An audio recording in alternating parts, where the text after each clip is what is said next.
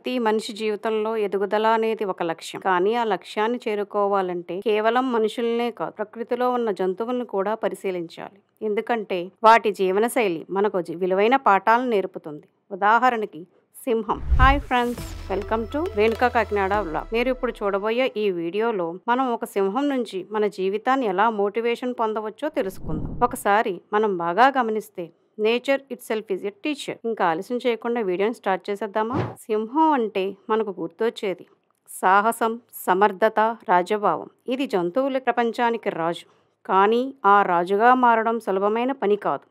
దాని ప్రతి చర్య, ప్రతి అలవాటు మనిషికి ఒక పాఠం లాంటిది. అది ఎక్కడ ఉన్నా రాజే. మనం జీవితంలో ఎలా ఉన్నా, మన పరిస్థితులు ఎలా ఉన్నా, మన అభిమానం, ఆత్మవిశ్వాసం తగ్గకూడదు. మీరు ఒక చిన్న ఊరిలో పుట్టినా, చిన్న ఉద్యోగం చేస్తున్నా, మీరు మీ ఆత్మగౌరవంతో బతికితే మీరు అక్కడ రాజే. సింహం తన ఆహారాన్ని తన సంపాదిస్తుంది. సింహం ఎప్పుడూ ఎదుటివారి మీద ఆధారపడదు. మనం కూడా జీవితంలో ఎదగాలంటే స్వయం కృషితో ముందుకెళ్ళాలి. ఎగ్జాంపుల్కి, ఒక విద్యార్థి పరీక్షలో మంచి ర్యాంకు సాధించాలంటే ట్యూషన్పై కాకుండా స్వయంగా సమయం కేటాయించి చదవాలి. సింహం ప్రణాళికతో పనిచేస్తుంది.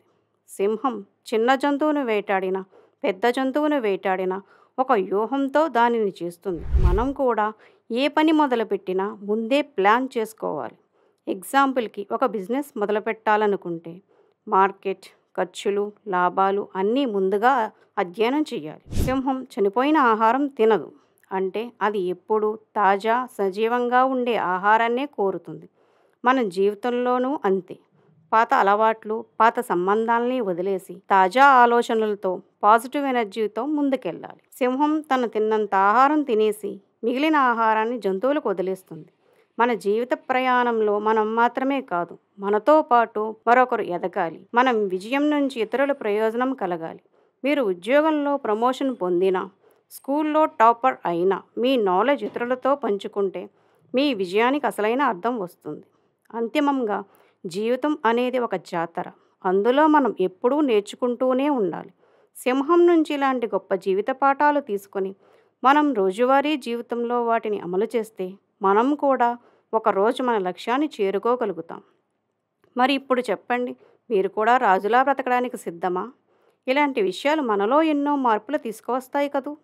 మీరు కూడా ఈ పాఠాలను మీ జీవితంలో అమలు చేసి ఒక సింహంలా బ్రతకండి. ఇలాంటివి మరిన్ని మోటివేషనల్, మునిపెన్నడూ లేని కాన్సెప్ట్తో తెలుసుకోవాలంటే రేణుకా కాకినాడ వ్లాగ్స్ని ఇప్పుడే సబ్స్క్రైబ్ చేయండి. వీడియో నచ్చినట్టయితే లైక్ చేయండి. మీ అభిప్రాయాలను కామెంట్ చేయండి. మరియు మీ స్నేహితులతో షేర్ చేయండి. మళ్ళీ కలుద్దాం. Thank you.